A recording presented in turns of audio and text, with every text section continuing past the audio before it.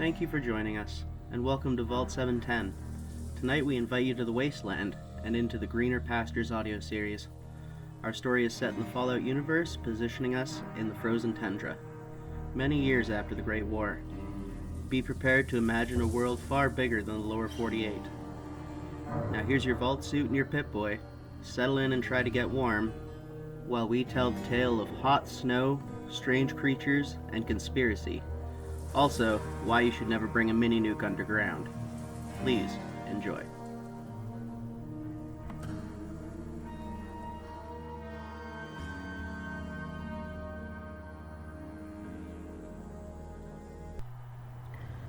Once everyone was finished their inspection, Marie addressed the group.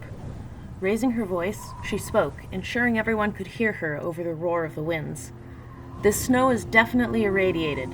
We need to make sure to stay above it, and when we rest, check your snowshoes. Keep a wide stance and take it slow. If you notice anyone falling, help pull them out. Monitor your rad levels and make sure to take Rad-X as necessary to avoid sickness. If things are getting particularly difficult for you, remember to talk to the doctor. She gave a once-over, looking at everyone and making sure they were all tied off before she continued. Okay, off we go on our grand adventure. Let's go to Greenland. She stopped and looked around to make sure everyone was following as she stepped out into the snow, realizing how difficult it would be to see through the chorus of snowflakes floating in front of her. Marie attempted to yell over the wind to communicate her next thought. Our first stop on our trip is going to be an abandoned nuclear silo nearby. This place is supposed to be empty of supplies, but there still might be a few things we can scavenge. At the very least, it will be a sheltered place to hole up and assess our condition after our first day outdoors. The group voiced agreement, although it was hard to tell if that was because it was a sound idea or if they were just too overwhelmed with the world before them to notice what she had said. One at a time, they left the vault. Luke looked down at the rope wrapped around his waist. He gave it a quick tug, while Neil glanced behind his shoulder, giving a thumbs up, testing his own rope. David grimaced, looking out the door while pulling his goggles over his eyes. While the roar of the wind deafened everyone, Newton muttered under his breath, "If you think I'm listening to that preppy bullshit this whole time, you've already got rad poisoning." As everyone began to slowly move, they quickly caught on that the journey was truly just beginning. The sign for the city of Noatak stared them in the face accusatorily as they left it, and their home behind. The first day of walking was a rough one for most of the group. Even with the equipment from the vault, most of the dwellers were still underprepared for what the outside world had in store for them. The beauty that surrounded them was astounding, but did little to distract from their aching muscles and the rising rads. The droning click of the Geiger counters reminded them of the invisible poison permeating everything. They hoped the vault suits were truly radiation-proof, but knew this was unlikely, as they could start to feel their bodies soaking up the radiation. And they were beginning to realize they had never taken a long walk in all their lives. The longest distance any of them had traveled was from one end of the vault to the other, and they had no idea of the lengths they would need to walk to reach their destination. The longer they spent walking, the less they asked Marie whether they were nearer to their place of rest. She could think of two reasons for this. Their exhaustion, of course, but they were also coming to terms with the harsh reality that this was the choice they'd made, for better or for worse. As time went on, Marie began to suspect that they would not be able to cover the ground she had estimated, that they would in fact be stuck outside overnight if they couldn't find another place to rest. They might have to test their camping equipment's endurance, a trial by ice. A blinking red light in the distance caught the group's attention, cutting through the curtains of snow that blinded them. At the head of the group, the person who saw it first was Luke. He turned to face the others and yelled toward them, "Could this be the place you were thinking of?" With David's help, Marie had been able to almost completely translate Gregor's Dutch dialect into English. Even with his maps on Daniel's Pip-Boy and the vault's pre-war maps, they couldn't be too sure of where they were. She checked the Pip-Boy. "Yeah, I think that's it. It's a bit more south. We're going to head for that light. Take it slow, everyone. I don't care how cold you are, we're not rushing into anything." The steady flash of the light urged them forward, towards a sturdy place to group and assess their situation. The first night began to fall on them slowly, and with it the flakes of snow became smaller. no longer sticking to the coats of the trudging vault dwellers. A small consolation as temperatures began to drop further, colder than anything they'd experienced in their frigid vault. The pulsing red light slowly got brighter as they arrived upon a house-sized dome covered in snow. The door was unlocked. The keypad was shattered. The inside was covered in frost, the red numbers barely visible upon a fine layer of ice. The inside was barely warmer than the outside. The air was still enough that the group was finally able to see their breath. Lights were set up to allow everyone to see. People huddled near them, hoping the lights would offer a fraction of the heat they needed to not feel numb. Seeing was no problem for the most part. Marie checked on everybody along with Rebecca. Everyone looked a little bit green and blue. Some had colorful bruises from falling in the snow. To them it was to be expected. They made a fire with petroleum gel in order to try and fry up some food. The gel they'd dragged from the vault made an easy fire starter. It was also their main source of fuel. The trees were mostly too stunted and frozen to be of use, or too large for them to be able to be cut down. Both would be terrible for keeping the cold at bay. The low blue light of the fire became brighter as the moon rose. A bright green aurora borealis bloomed. Clearing the window with their breath in a cloth, they marveled and recoiled at the landscape. It was hard to tell if the glowing emissions from the snow were a reflection of the sky or radioactive material emitting its deadly neon glow. The trees beyond their field of view whistled in the wind, dancing in the night. They almost looked ecstatic. Beyond their facade, the dwellers could see pale orbs watching them from the shifting shadows. As time ticked on, the orbs began to get closer. The outlines of the evergreen trees gave way to their presence.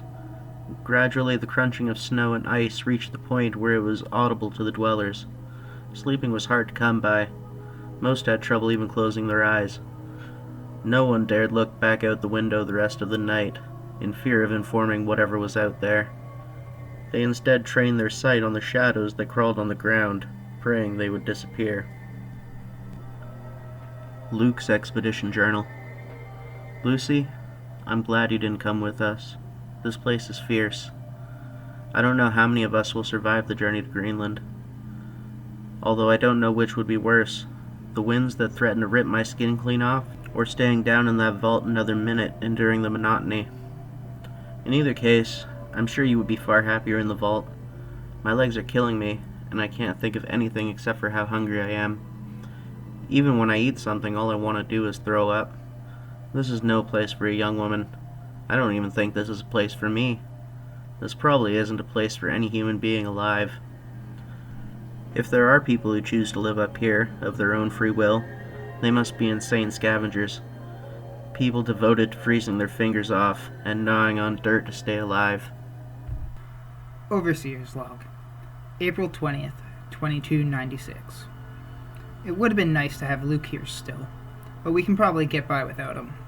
It's not like it's hard to see oil seeping through the snow. I know where to aim the drill so that we can start expanding under the guise of building new living quarters. As if we need more places to sleep when a bunch of us just took off. Once we tap the new reserve, the only real concern from his absence is the possibility that without his geomorphology skills, we'll have to hope that we don't run into anything with a Mohs hardness rating higher than our drill.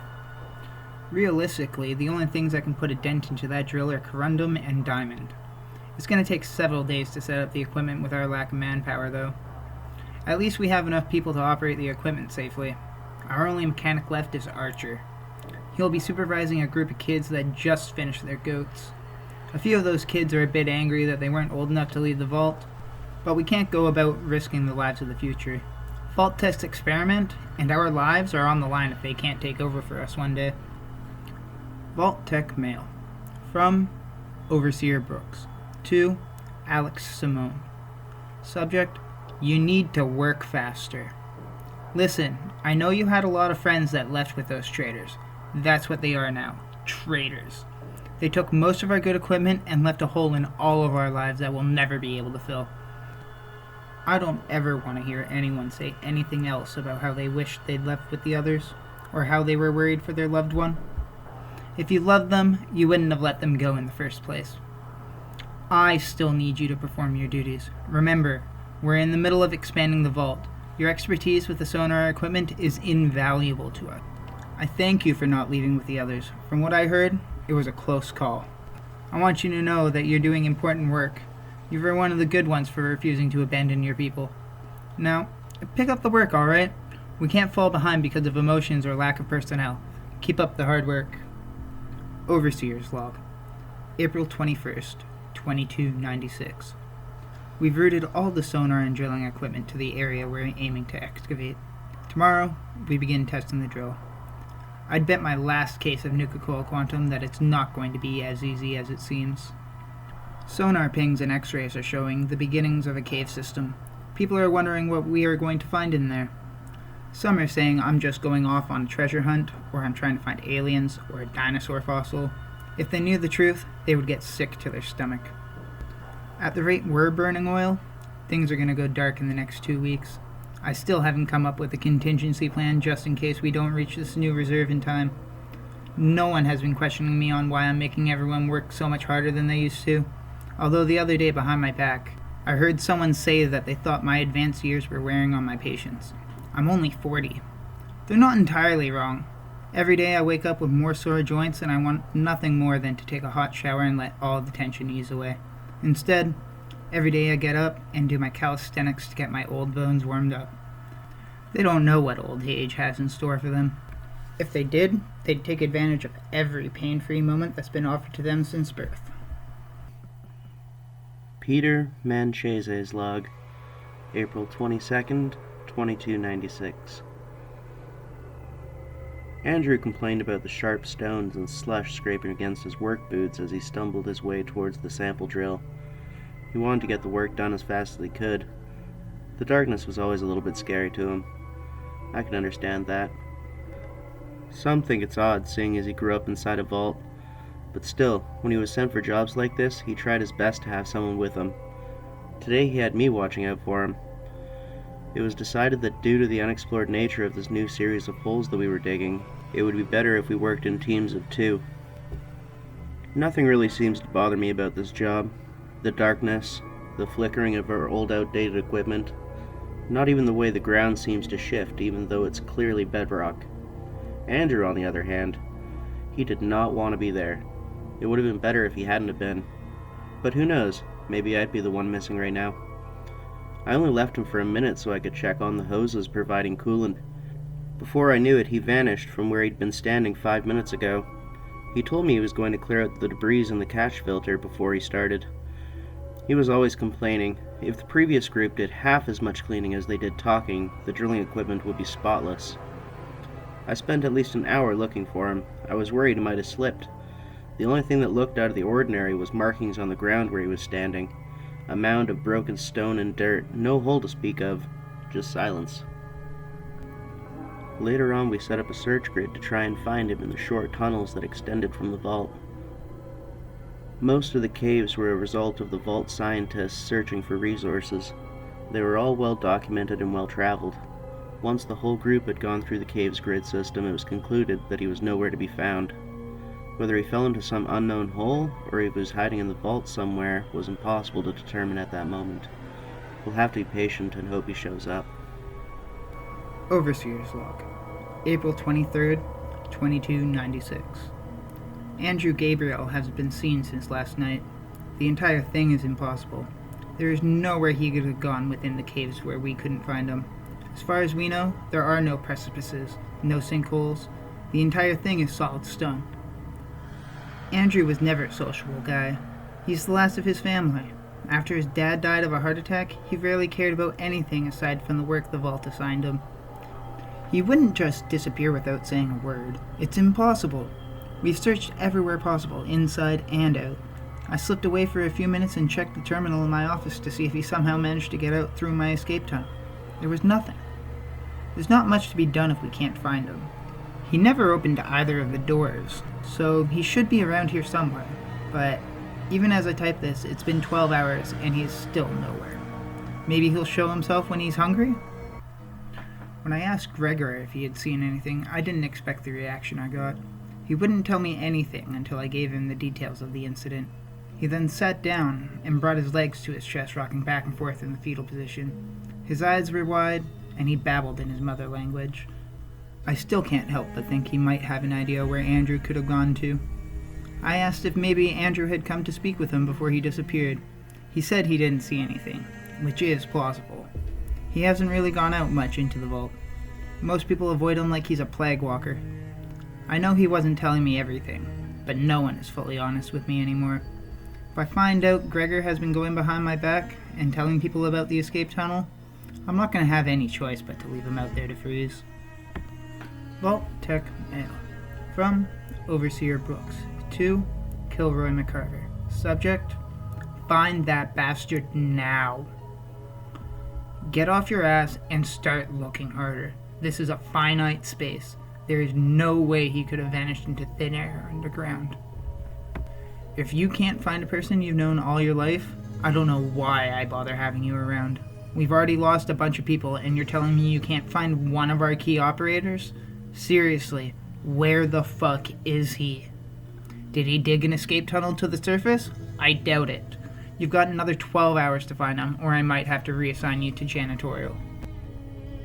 The morning sun shone off the white ground when the dwellers chose to reopen the doors. As everyone began to funnel out, they noticed large footprints just barely covered with a light layer of fine snow. Gnarled, fat, clubbed toes, and wide heels that didn't match any creature they'd studied. The tracks led into the trees before vanishing again, a warning obvious to anyone.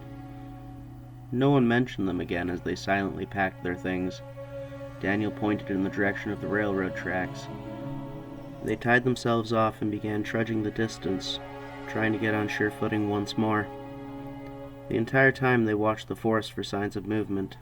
From the movement of the brush, it seemed to watch them as well. It happened when they stopped to eat. Some would argue it was the fresh scent of home cooking, or maybe they just looked like an easy target. Ronald shared his thoughts after. He made the assumption the wolves probably didn't know what a human was, and wanted to test to see if we would be easy prey. The dwellers weren't fast enough initially. The first wolf lunged and bit into Percival's arm, making him scream out. Ronald grabbed the cast iron frying pan out of his backpack and cracked it into the wolf's skull with a squishy thud. Luke was stunned, unable to move, his arms and legs metamorphosed into lead. The wolves had patches of hair missing. Their eyes were feral. One was missing an ear. Ronald rounded again and cracked another one in the ribs, making it yelp. 2 more wolves jumped from the trees. One lunged high, aiming for Sean's throat. The creature found its mark and Sean fell to the ground, gasping and gurgling. Melanie threw snowballs, aiming for their faces. "Shoot the bastards before they round on us again. Shoot the one missing its tail. I think it's the alpha." One of the younger vault dwellers cried as Sean's body was dragged towards the forest. In an effort to retrieve him, Percival used his good arm to try and shoot the wolves who had Sean in their jaws. The initial shock of the first shot startled both wolves and humans. Presumably they hadn't heard a gunshot before. One of the bullets crippled the head of the wolf, cursing that he didn't have a free arm to use VATS. He chose to try and shoot the largest one in the chest, trying his best to scare the others away. All eyes went to Percival as he leveled the barrel of the gun on the largest wolf, aiming for center mass. His shot was true, and the wolf collapsed before it could successfully gnaw Sean's arm off. The light whimpers of the pack leader as it died brought all the other wolves to silence for a moment. An echoing howl resounded from the trees, calling back the rest of the pack, forcing them to edge back towards the forest. The wolves left Sean's body where it lay, their eyes never leaving the dwellers as they disappeared back into the brush. Rebecca pointed to Newton. "Go get Sean. If he's alive, we need to try and save him. If he's dead, we'll need to bury him before more animals show up looking for an easy meal." "Newton? Before you start complaining, could you please just retrieve him? I need to get a look, and I'm not strong enough to carry him." Newton crossed his arms, turning his back to the scene. "Get Neil to do it. He probably won't throw up." Rebecca sighed, closing her eyes and rubbing the bridge of her nose. "Fine. Neil, would you please go get Sean and bring him over to me?" Neil looked over to the body, grimacing at the red snow surrounding it. "Yes, ma'am." Everyone knew before they went to retrieve him that Sean was already dead. No one wanted to be the one to say it, in case someone else decided to respond with a cutting remark about how they shouldn't have left the vault. They all knew there was no going back. For better or for worse, they would need to find a way to eke out an existence in this harsh, starving environment. Rebecca's face turned downcast as Neil placed Sean's body in front of her. She moved slowly and with deliberate motion. Sean's still body stared up at the sky, no steam from his breath warming the air. Technova put a hand on Rebecca's shoulder. "There's nothing you can do. Unfortunately, this is the world we find ourselves in. It's harsh. If it's any consolation, he won't have to endure how hard things are truly going to get. This is only our second day above ground." Rebecca shrugged it off. She stood up, pulling Sean's hood over his face, and stood facing the other vault dwellers. "Who all is hurt? Who needs medical attention? If you're not hurt, then start organizing the camp and cleaning things up. Marie, you should check on Percival first and get a makeshift triage ready for anybody else who got bit. Somebody boil some water. I'm going to bury Sean's body." Luke objected. "No, Rebecca, this is as much my fault as it is yours. I froze when I saw their teeth bared in my direction. We're lucky to be here now. I want to bury Sean too. Maybe you can prepare his body while I dig a hole." "Okay, Luke, you do that." Rebecca didn't look up from the cut she was inspecting, her voice empty and devoid of feeling. Everyone worked as quietly as possible. No one wanted to draw attention to their existence, but the encounter drained them of any energy they had left. Microfusion cells without a charge. Once each person was done with their work, they received a diluted radaway to help with any sickness. Their only tent, stitched together using scraps of cotton, was no match for the shearing winds and deep cold that chilled their bones, making their bodies shiver and their teeth chatter. They avoided the most devastating winds inside, while Dr. Feldspar stitched their wounds and applied disinfectant. They built a small makeshift camp, spreading their light to get a good view in all directions. Daniel plotted their path for the next day. Things were as awkward as ever. Eyes dripping with hunger continued to watch them from the trees. Luke spent the rest of the night digging. He wasn't able to sit still. The feeling of heaviness was gone. Now he just felt the shame of not being able to protect the people that he came out here with. When he finished, he finally lay down inside the hole. Luke's expedition journal. "We've already lost the first of our people. I didn't know it would feel this way. In the vault, most people live to a ripe old age, but out here all the rules are different. We've met some of the animals that dominate this land. They have no love for us. To them we're a hot meal in a desolate place. I have no idea how they survive out here. Some of these creatures are monsters. I wouldn't know how to describe them. I'm just glad you didn't have to see their eyes as they watched us sleep. I know you didn't know Sean well. I didn't speak to him much either. None of us did. I don't know why he chose to join us.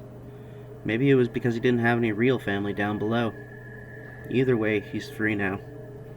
I'm lying in his hole right now, asking myself, how would I feel if I was the one buried in this hole, somewhere far away from you, from Mom, from Dad, where you couldn't visit me?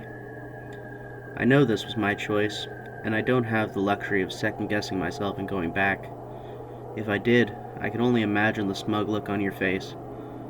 I don't even know why I'm writing this. It's not as if I'm going to see you again. We're taking Sean's Pip-Boy. We're going to pack it away with the other non-essential supplies. If I die out here somewhere, I hope my Pip-Boy makes it back to you guys somehow. I want you to know what the world is like out here, just in case you decide to make the same mistake as me." After a few minutes, he got out, calling over the group of dwellers who brought Sean's body. They quickly said a few words for him before placing the body in the hole and covering it. Paige stood in front of the makeshift grave. The other dwellers stared at the ground in front of them. She spoke as much to herself as she did to her friends around her. "Sean Legume, he was just like the rest of us, someone who wanted to see the earth that we were promised, denied because of the people who came before us and the harshness of reality. This may not be the most hospitable environment, but this place is our home. He'll be buried under it and hopefully watch us during the rest of our journey. Rest in peace, Sean. At least you got to see the outside before the end." They couldn't rest the next night as much as they tried, the rhythmic shivering of nearby dwellers shaking awake anyone who had managed to doze off. The chattering of teeth cut through the night. Overseer's Log, April 25th, 2296. The sonar group came to me with a strange discovery today. They found Andrew under the ground completely entrenched in mud. He had been dead for hours. Rigor made removing him from the hole impossible. No one had strong convictions when we decided to leave him in the hole and bury it shut. A small memorial stone will be placed over the site.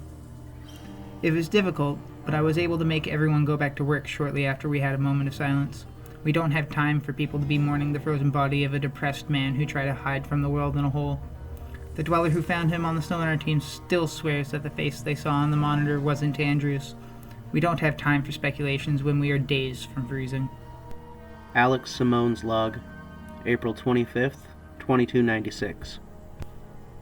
I've been working sonar for so long I don't even notice the monotonous hum of the equipment, or the variations in the tones as the frequency oscillates. I've started hearing whispers in the static. They were nearly imperceptible at first. I thought maybe I was hearing someone singing deeper in the vault, but the voice had no melody to it. When I strained my ears to hear what it was saying, I lost track of what it was, as if it didn't want me to understand what it was saying. I asked the person working next to me whether they could hear it as well. When they took off their headset, they looked at me with a blank stare. I guess I'm the only one. I guess I'm bored, and so my mind is making up things to keep me entertained. I was at lunch today enjoying my Dandy Boy apples, and wishing I could try some of the sodas they advertised in old magazines.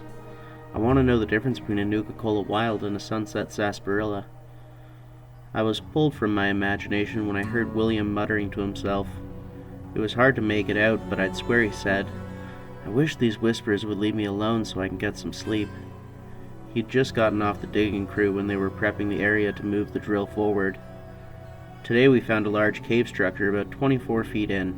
There's no radioactive material inside. It's an open space. There were no reverberations to indicate that it was filled with oil or water. Maybe I'm just stressed from all the extra work Brooks is giving us. After a good night's sleep, I'll stop thinking I'm hearing things. I don't want people to think I'm cracking.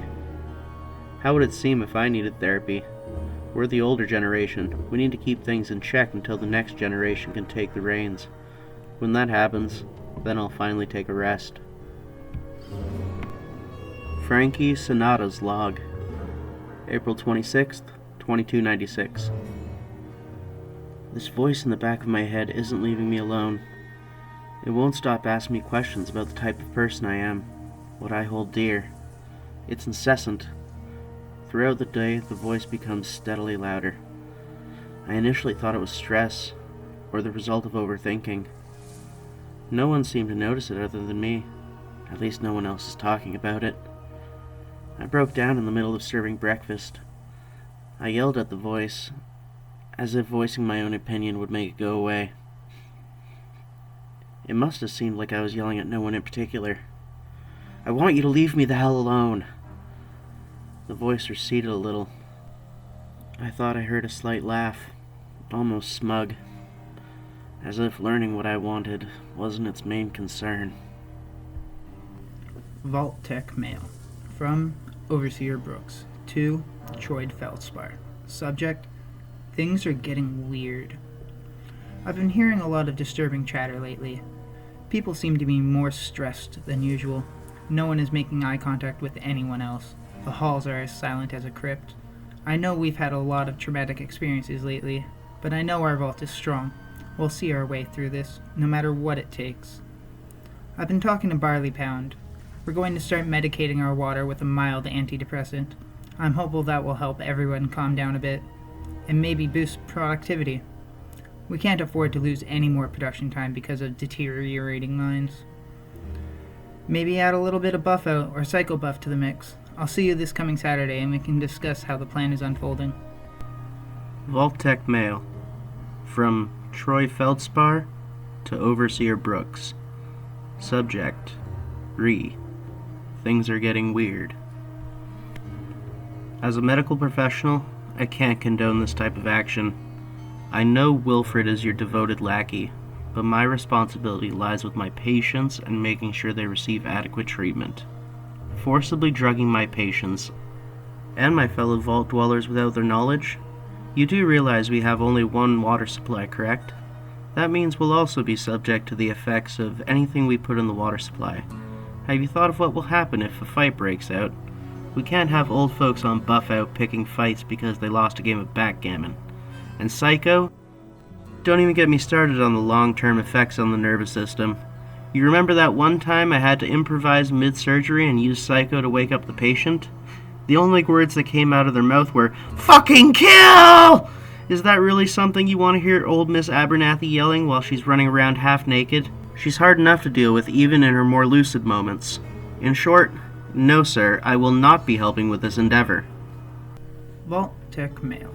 From Overseer Brooks. To Troy Feldspar. Subject, things are getting weird. You are going to do exactly what I tell you. Don't make me say it again. Or are we going to have a problem? Because I assure you, Kilroy has been looking for some problems to solve recently. If you're worried about being unable to do your job because you're too high, don't worry. I only want to add small doses to their water. There will also be a select few people who will only be receiving drug-free water to make sure they can function and continue their duties.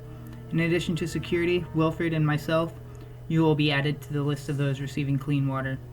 Either you do this, or I will make sure that we change the working age to 75 and put your father back to work. Don't test me. Things are already bad enough without you adding to the pile. We hope you enjoyed our story. Thank you again for joining us. If you'd like to hear more about why war never changes, please subscribe to get regular updates on the adventures of the dwellers from Vault 710. If you're excited about the expanding Fallout universe, please feel free to tell your friends and spread the word. If you'd like to contribute, we invite you to join our Patreon. Subscribers will get access to episodes 1 week early. Our hope is that these stories help fill the void of being unable to play Fallout 5.